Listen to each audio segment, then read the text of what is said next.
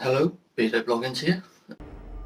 Hello there. I've been sent in a few questions, so I've got a few videos coming up, just answering those questions basically. I'll break them down because there's quite a few of them.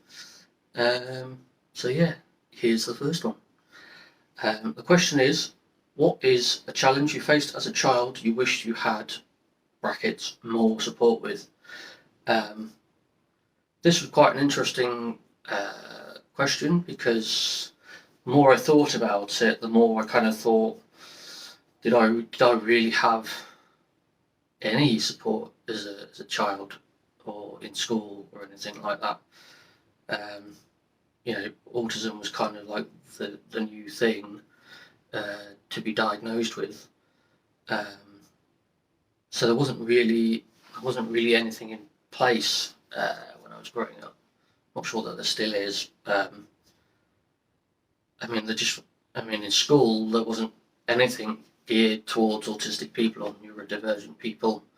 Um, it was all very uh, dyslexia centered at the time, because that's what people knew really. They didn't know um, much about autism, and ADHD wasn't really a thing. Well, it was a thing, but it wasn't the thing that people were diagnosed with a lot back then.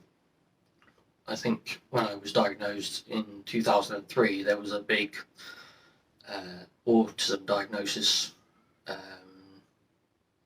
boom, I guess. Kind of like what there is with ADHD now. Lots of people being diagnosed with it all at once suddenly.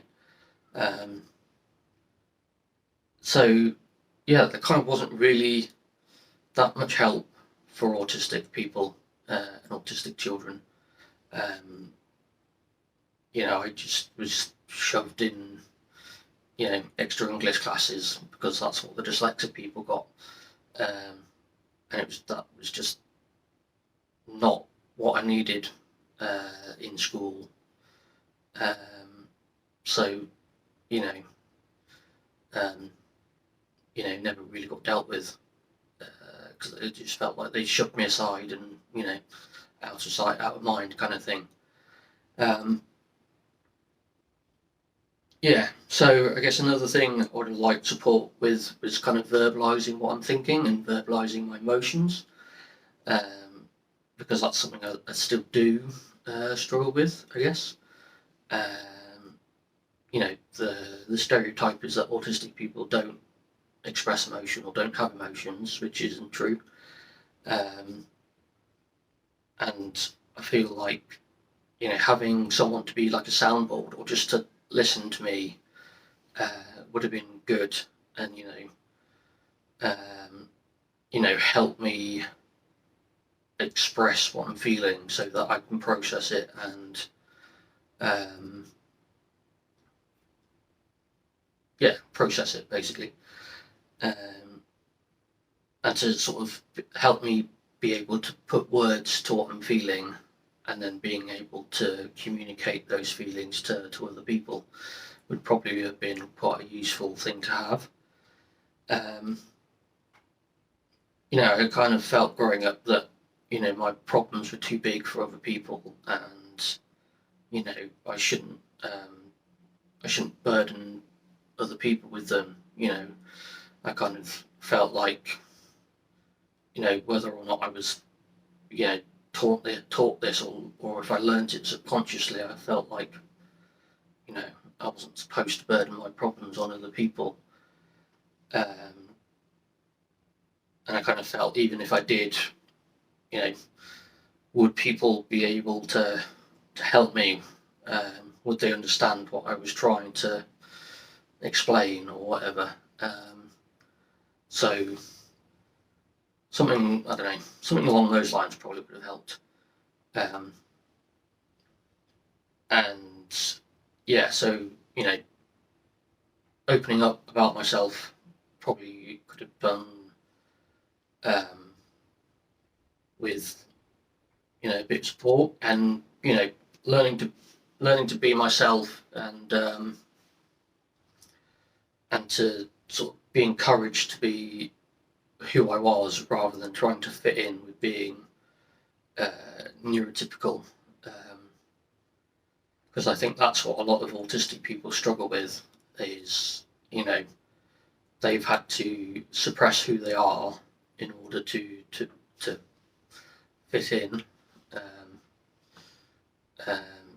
and they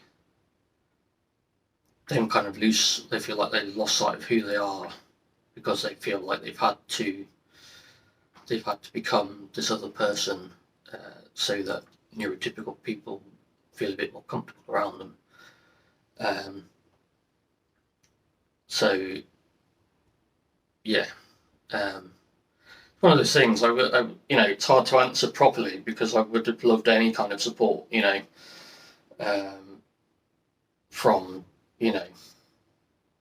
teachers or professionals or students or whatever.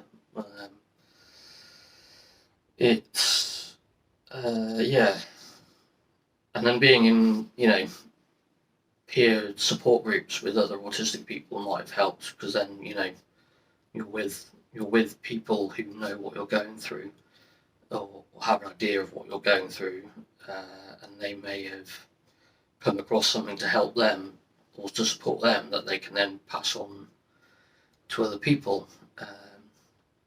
So I feel like, I don't know, maybe something like that might have helped. And then you can, you've got people who you have people who have a lot more in common with than maybe your average neurotypical person would, if that makes sense. Yeah, I guess being included in what other people are doing probably helps as well. Being integrated rather not. I don't know if integrated is the right word.